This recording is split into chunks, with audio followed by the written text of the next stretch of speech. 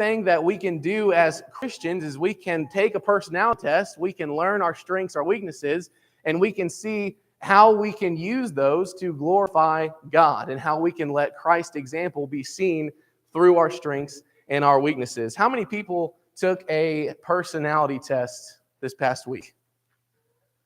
2, 3 people.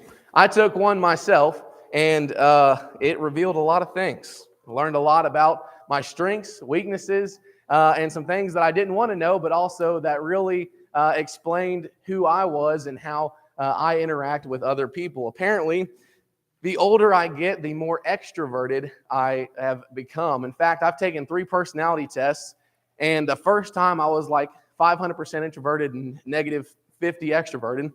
And then the next time I took it, it was like 70-30, and now it's 60-40. But the point is, your personality changes. The older you get, it will be different than it was when you were younger. You'll find out things that you didn't really understand at first. And so I do suggest that you take a personality test to understand how you can better spread the gospel. Any questions or comments about last week's class before we begin this evening?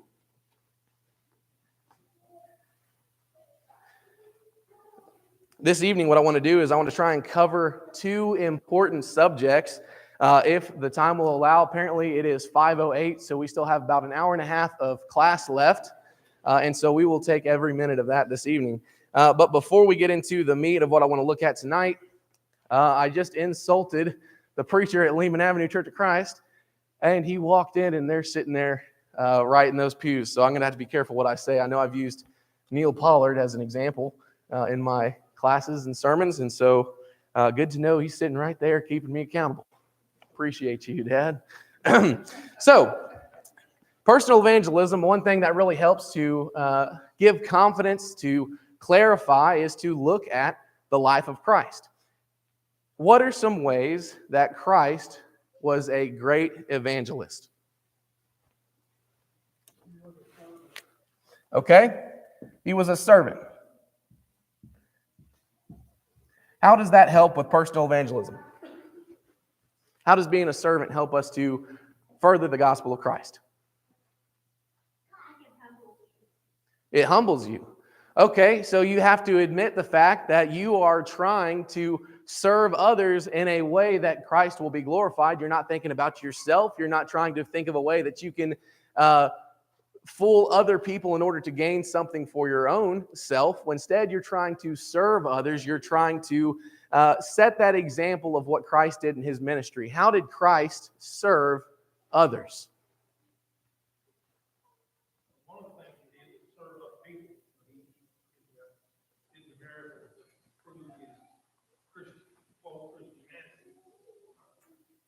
Okay, so he served other people, and he did that by a lot of times healing their sicknesses and really investing in them. He served others, especially when he washed the disciples' feet. The creator of the universe in human form came down and washed these sinful disciples' feet. And so he served them and set the example in that way. What else? How else did Jesus interact with other people? Yes, ma'am.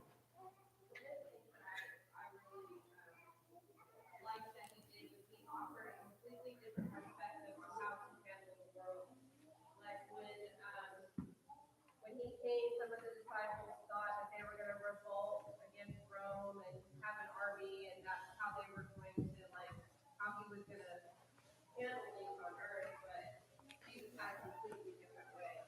That is exactly right. He approached a lot of issues differently than most of the Jews at that time. In fact, while the disciples were wanting Jesus to overthrow the Romans, to be the strongest nation, Jesus was concerned about the sinful, the lowly, those that had problems, and he carried himself in a way that furthered that mission.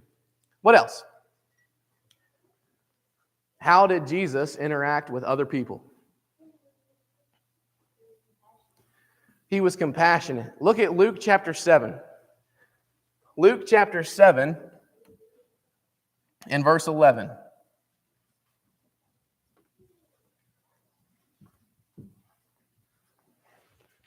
Luke chapter 7 and verse 11. And notice what we learn about Christ. It says, then the Jews sought him at the feast and said, where is he? And there was much complaining. I'm in the wrong place. That's the book of John. Got to be careful. They look exactly alike. Not even close. Luke chapter 7 and verse 11. It says, now it happened the day after that he went into a city called Nain, and many of his disciples went with him, and a large crowd. And when he came near the gate of the city, behold, a dead man was carried out, and the only son of his mother, and she was a widow. And a large crowd from the city was with her. When the Lord saw her, he had compassion on her, and said to her, do not weep. Then he came and touched the open coffin, and those who carried him stood still. And he said, young man, I say to you, arise. Goes on to show that Jesus has the power to heal, but I want to focus on what he felt when he saw this person that was grieving. What does it say? What does it say about Jesus? He had compassion. He saw and then had a compassionate feeling towards that person and then sought to fix it. So what does that say about our own personal interactions with others? What should we be looking for? People that are hurting. And then once we see those people, do we just say, man, I really hope things get better for them? What do? We have compassion. We show that we are invested in them, that we care about what they're going through. And in that, we build relations. And then from that relationship, what happens? We ask them, do you want to study? Do you want to understand who Jesus is? Do you want to find compassion that no one else can offer? So Jesus had compassion, but he also displayed many other attributes in his interactions with other people. For example, if you look in Matthew chapter 23,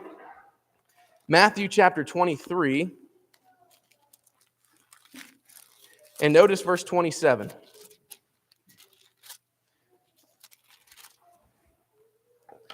And Jimmy, if you would, read Matthew 23 and verse 27. Matthew 23, verse 27. Woe to you, scribes and Pharisees, hypocrites! For you are like whitewashed tombs, which indeed appear beautiful outwardly, but inside are full of dead men's bones and all unclean. We're trying to find out the ways that Christ, in his ministry on earth, interacted with the people that he came in contact with. He was compassionate. He was a servant. He gave perspective, but he was also honest, especially when it came to the evil deeds of other people. And when those deeds influenced other people's faith, Jesus called them out. He was honest. He didn't skirt around the truth. In fact, what does he say there? He says, you are whitewashed tombs. You are hypocrites. And so he was honest in his dealings, especially when it came to matters that were extremely important. The Pharisees were leading the Israelites further and further away from God.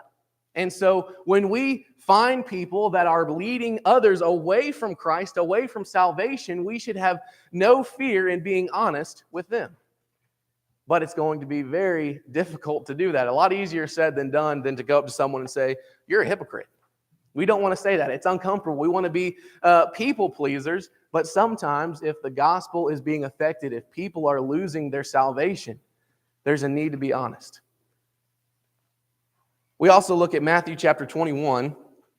Matthew chapter 21. And notice verse 12.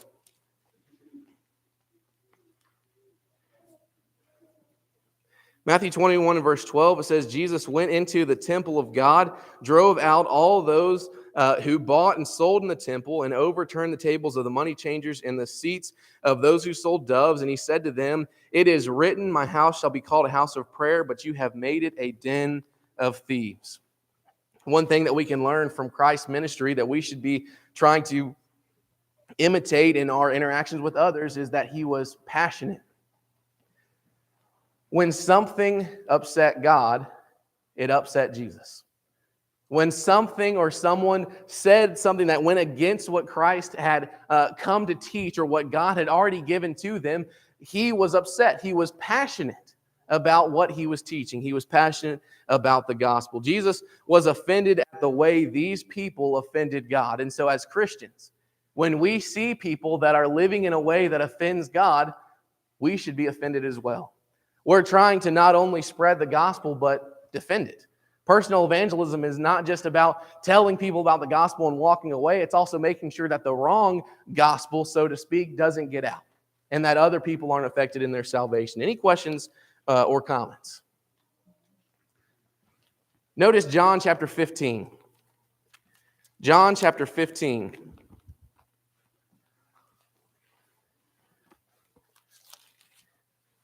And when someone gets there, read John 15 and verse 12.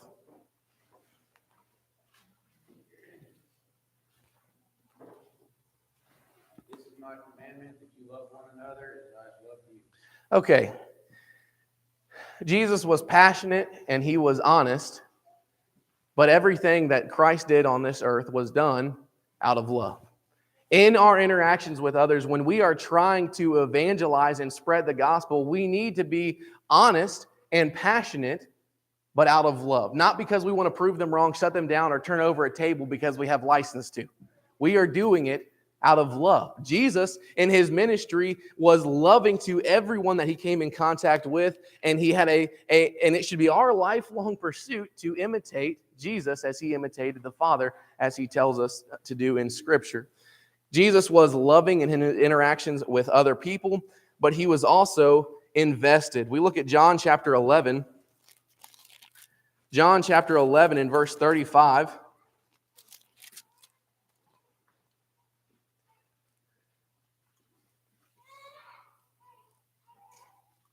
Jesus has just come to the site of Lazarus where he has died, and he sees the mourning, the weeping, the crying for Lazarus' sake. And John 11:35 says what? Jesus wept. Did Jesus doubt that God would give him the power to raise Lazarus from the dead? Was he worried that he would never see Lazarus again? Didn't Jesus know what he was about to do? He did. So then why did he cry? He was invested in those people. He was invested in relationships. He was invested in Lazarus even, and he cried when he saw the pain that Lazarus' death caused. He was invested. If we want to be effective when it comes to personal evangelism, we need to be invested. Not only do we open up to them about the truth and explain to them the gospel, but that relationship is going to take time and effort.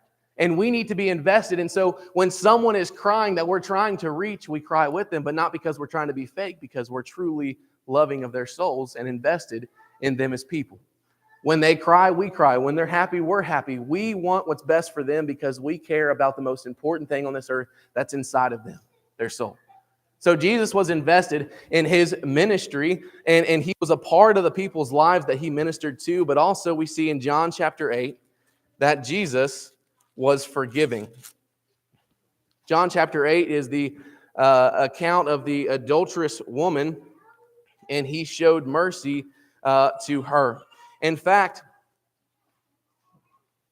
it says starting in verse 2, "Now early in the morning he came again into the temple, and all the people came to him, and he sat down and taught them. And the scribes and Pharisees brought to him a woman caught in adultery. And when they had set her in the midst, they said to him, 'Teacher, this woman was caught in adultery in the very act. Now Moses in the law commanded us that such should be stoned. But what do you say?' This they said, testing him, that they might have something of which to accuse him. But Jesus stooped down, wrote on the ground with his finger, and as though he did not hear. And so they continued asking Jesus, and finally he says, 'He who is without sin among you, let him throw the first stone.'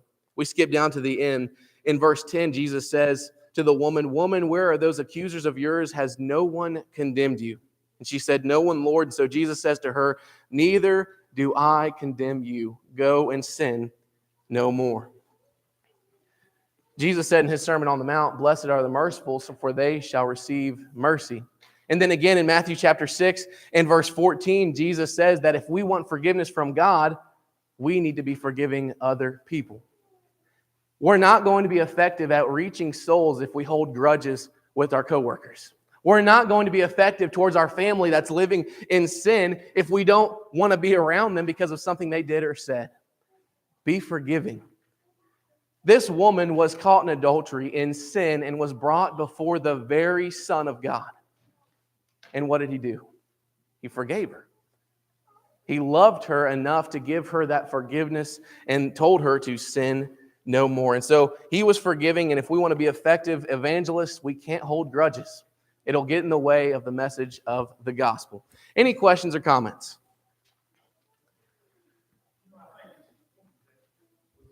Remember that Christ was Christ from the beginning. He was Christ from the end looking back. In other words, he had to build his Christianity over time. That's what he did. He raised 500 people with his resurrection. That's what he built on. And then Paul and the other apostles built on the text that he left. What he taught, what he preached, the levels he had, all the things he taught. Well, a lot of the problems that Jesus faced in his ministry also gave him the opportunity to set an example.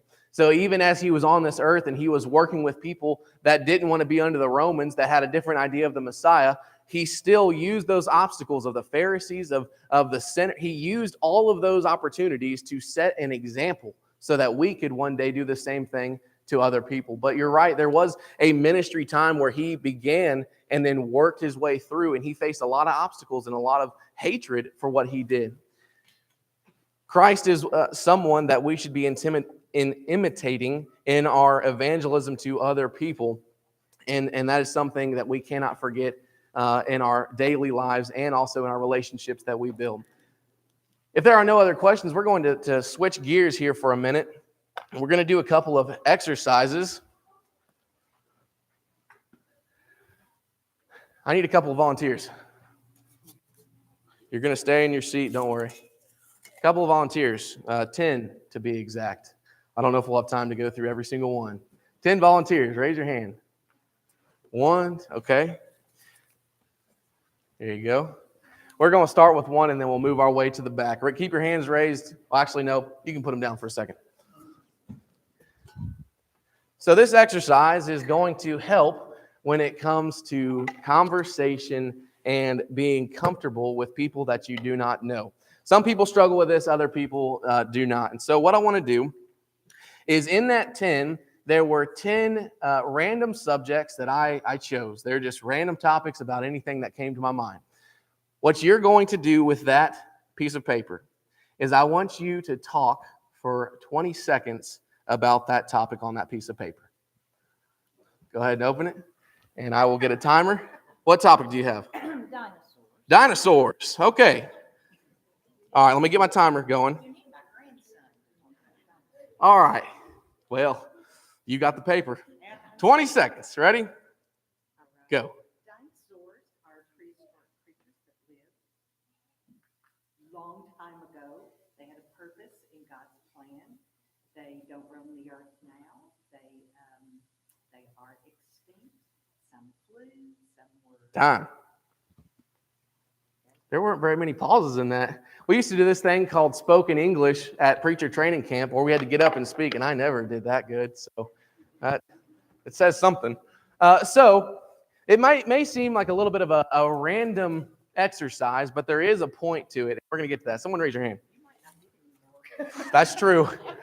Probably should have handed them out first so you're stuck with it. Okay. There you go. There's your topic. What is it? Easter Bunny. All right, give me 20 seconds.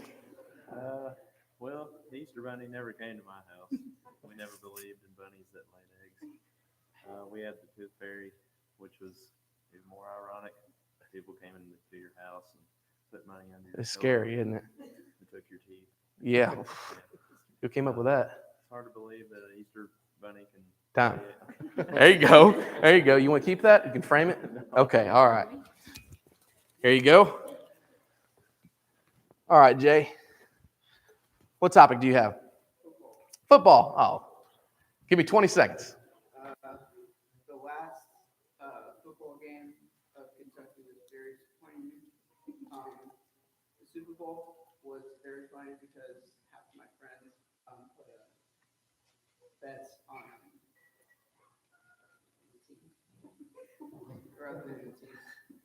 Time. It was stalling. That was a good tactic. It was good. That was good. All right. Who else? You'll take one? Sure. Okay. Go ahead and read it off. 20 seconds. Root beer. Who wrote those? Go ahead. 20 seconds. Well, root beer is a terrible drink in my opinion. I don't know. Okay, you can stop there. I'm just kidding. Go ahead. I don't know why anybody would want to drink it myself, but I have had a root beer float. They were okay, but I just don't understand. Ice cream and root beer. There's nothing to hate there. Well, then, what is root beer though? It's some kind of. Oh, That's the thing. It's that is. beer drinks. I don't know why you would want to drink root beer. Time. Got philosophical in that answer. All right. Any other volunteers? That's strange. Oh, we got one right here. All right. 20 seconds. Actually, I think we need to up it. 55. Just kidding. 20 seconds. What's the topic? Engineering. So I'm not very good at engineering, but I do have some family members who are engineers. And I taught my son into taking a class on it this semester, and he's really mad at me for doing that. He didn't like it. But it seems like a career that's going to be around for a while, so I think it would be a good choice for any young person. Time. Good deal. That was good right there. One more? One more for, we get a hard one. Did you have your hand up earlier? I think you did. All right. What topic do you have? Albert Einstein. Albert Einstein. Okay. 20 seconds. Well, it's really relative to speak about what Einstein had to, what we know about him. Preacher. He was very smart, had a beautiful hairdo. I used to have hair just like Albert Einstein when I was in high school. It lasted all the way to high school? It did. And he was a Jew in Germany, and he immigrated to the United States in the World War II era. You making this up, aren't you? No. Oh. When people are smart, we say that they're an Einstein. All right. That's 10 seconds. Got 10 more. So Albert is a good English. Time. You're good. All right. I guess I see why he's a preacher and stuff. Okay. There's a very important, it's very important for us to understand several things about the exercise we just did. I encourage you to do that on your own time. It might seem weird, but there is a purpose behind this exercise. The exercise is really meant to build your conversational confidence. And I'll tell you why. Many times, our fear of talking to others is based on the fact that we think it'll be awkward. We think that what we say is going to either cause an awkward silence, or they're going to think that we're awkward, or for the most part, that is what most people think in their minds when they're talking to someone else. They don't want the conversation to get awkward. And so what'll happen is they will go up to someone and they'll ask a question, and that question will have a very short answer, and then both people will go, well, good to see you. And then you just kind of walk off, and that's it. This exercise is supposed to help us be able to converse in a smoother, easier manner. For example, if you continue to do this exercise, you will be able to recall scientifically, this is science speaking, not me. You will be able to recall facts quicker. You'll be able to relate your memories better to the conversation. And you'll have a list of random exercise or random topics memorized based on those exercises that you do. Because what happens in a conversation is someone will say, I love the Easter Bunny. And you're going to go, you know, the Easter Bunny didn't really come around at our house, but the Tooth Fairy, kind of a strange idea that someone comes and takes your teeth, but you know, we did have the Tooth Fairy, and you can then use that because what? You've already thought about that topic. Now, I'm not saying to go out and memorize every topic, but once you learn several in that way, you can begin to talk longer on it, and you'll be able to recall and understand when someone talks about football, when someone talks about engineering, you can even say those same things, but now you're ready with an answer, and you can recall and give them something and contribute to the conversation. A lot of times that awkward feeling is something that's all in our heads. It's something that we overthink, that we really we don't have confidence in our ability a lot of times, and so what we'll do is we'll worry, and it leads to us not being as effective in our outreach to others. But the best thing to do in a conversation is ask about their interests, and then take what they said they enjoy and ask a question about it or talk about it and be able to relate to them. Again, Christianity is all about relationships. And a relationship where all I do is talk about how much I love to do whatever, and I never listen to you or hear about what you're interested in, is not a healthy relationship, and definitely not one that you can share the gospel to that other person with in that relationship. Any questions or comments? But really, this exercise is supposed to help you get used to being thrown a random topic, because each person that you interact with is going to have different interests. You're going to have people that know about Albert Einstein, and they're going to talk about that, and you're going to be sitting there going, did he really come from Germany? Did he really have nice hair? You're going to be trying to figure out things about Albert Einstein. But if you do this exercise, if you have something able in your ability to recall and answer them, there won't be that pause, and you'll be able to better have better conversations with those new people that you meet. This exercise, though, was scientifically proven to increase your intuitive thinking and the ease in which you bring up those past memories, which makes those conversations more relevant, and you can have deeper conversation with others because you're talking about past memories of yourself and learning about them. We're going to do one more exercise this evening. I'm going to start a story, and I need a volunteer. It's not as bad. Okay, we got a volunteer back here. I'm going to start a story. I want you to take a word from that story and say a short phrase including that word.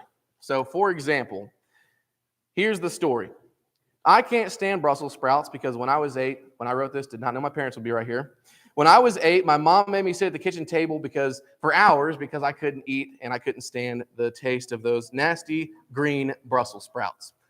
So what you would do is you would take that story and then you would respond back with something like this. Yeah, Brussels sprouts are gross. That's what we would normally do in a situation. But in a conversation with someone else, if you told that story and they just went, yeah, Brussels sprouts are gross, you'd both go, well, that's the only story I could come up with. And, that's it. That's the end of the conversation. What we're trying to do when we're building relationships and trying to get to know people is we want to have deeper conversations, not just, yeah, Brussels sprouts are gross. We want to have a response that encourages communication, that encourages people to talk back and forth and get to know one another. So instead of saying, yeah, Brussels sprouts are gross, you could say, I once took my parents' table and I turned it into a boat and sunk it in the lake while my parents were doing mission work overseas. And then not only do you learn something personal about me that I got in trouble with, but you're adding to the conversation. You're trying to put something into it that is beneficial instead of just a response that'll get shut down and then you walk away. So here we go. I went to Harper's today, got a triple cheeseburger, and it was out of this world. Did you know that they have amazing catfish? I did. Yeah, it's breaded, and I personally like to have it with lemon, but some people have it with tartar sauce. With lemon? Tartar sauce is way better. Yeah. So Okay. Their steaks are no joke this thick. Do they really have steaks? It's really good prices. Really, really good prices. See, I'm actually getting sucked in this conversation right here. The people that are making your food. Okay, don't look. Okay. Is anyone from Harper's here right now? Okay. But that's exactly what we're trying to do. And that is, instead of just giving a response that gets shut down,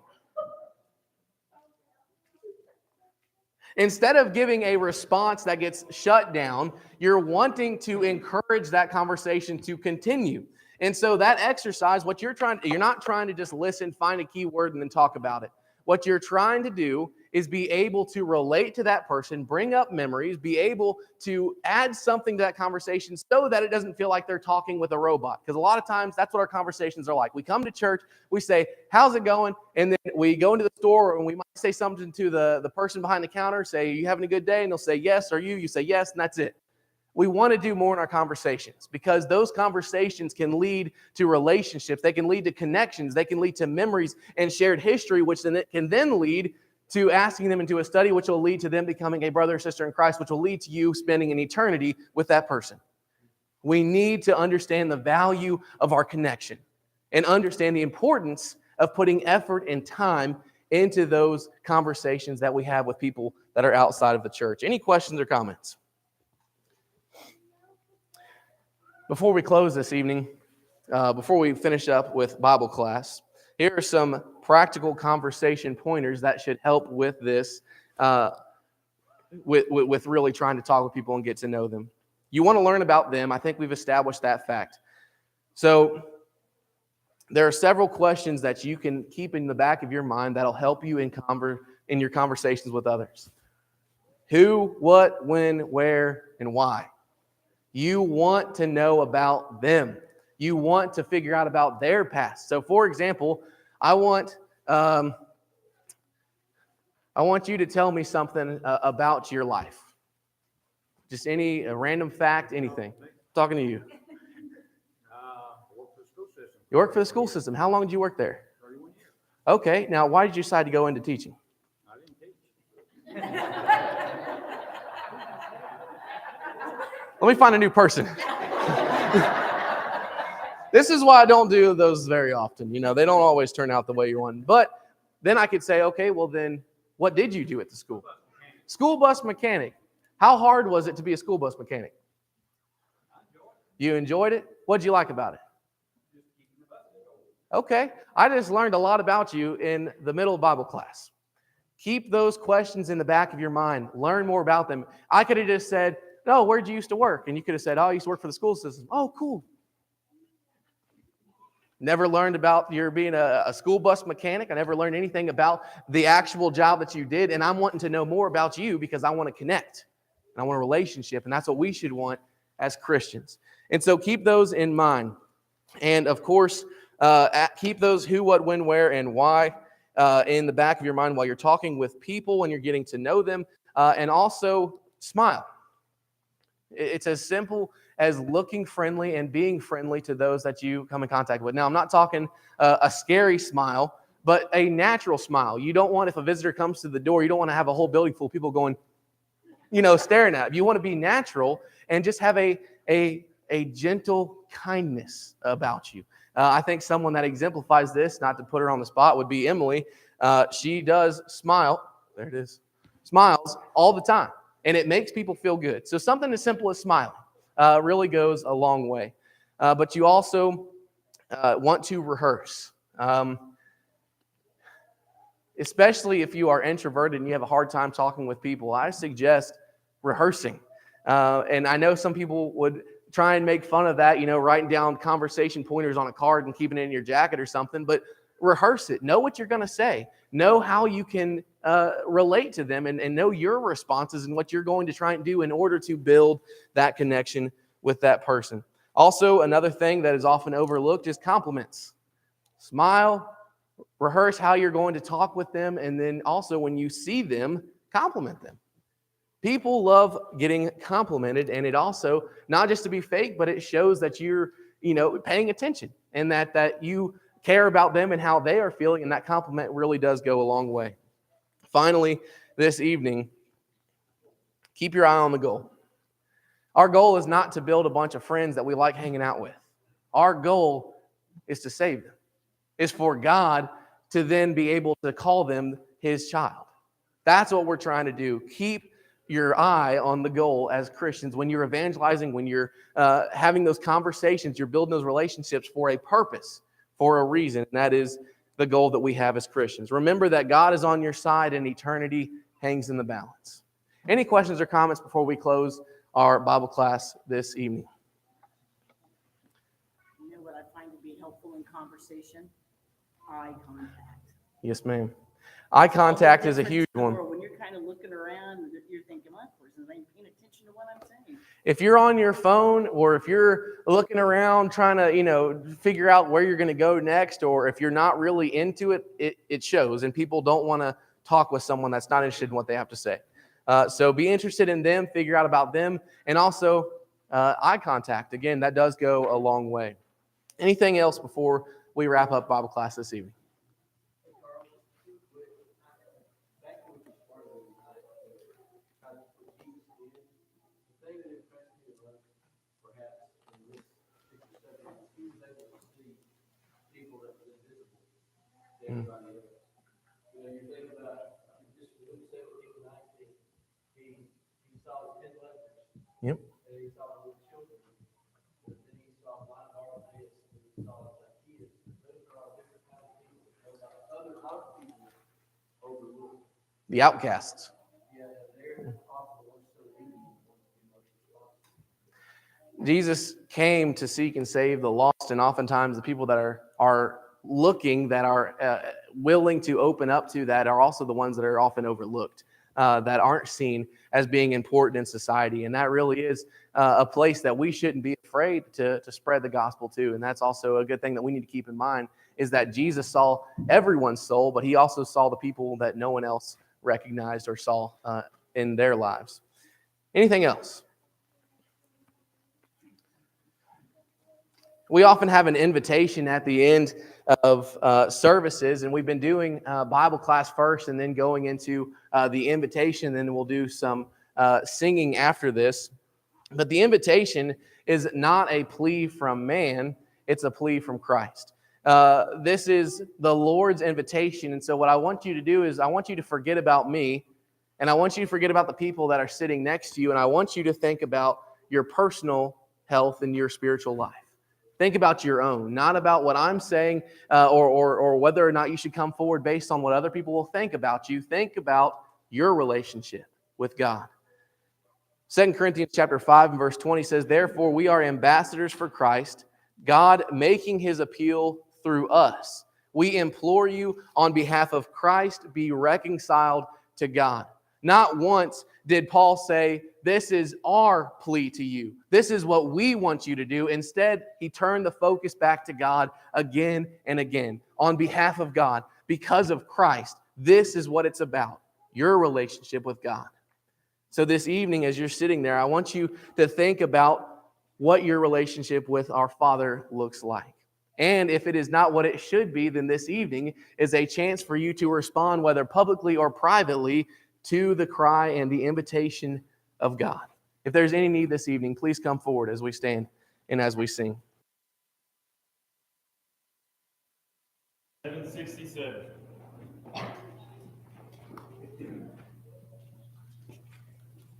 767. Who hath adored his standing, patiently drawing near, interest within humanity, whose is the voice I hear. Sweet the tones of calling, oh, what I know for thee.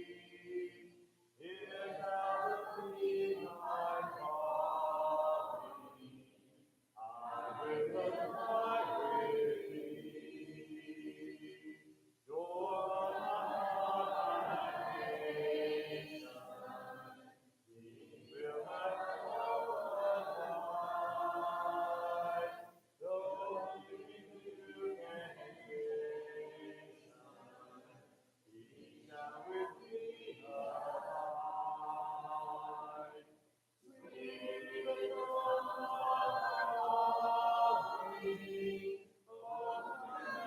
oh, come for me. Hear now the plea I'm calling,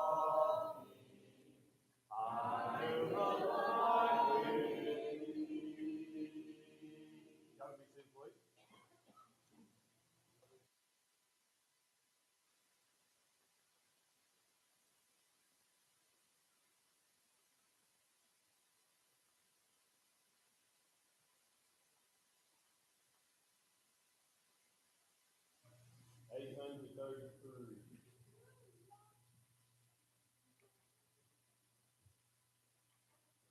Be the first and third. 833. There's a message true and glad for the simple and the sad. Bring it out, bring it out. It will encourage you, it will help you to be true.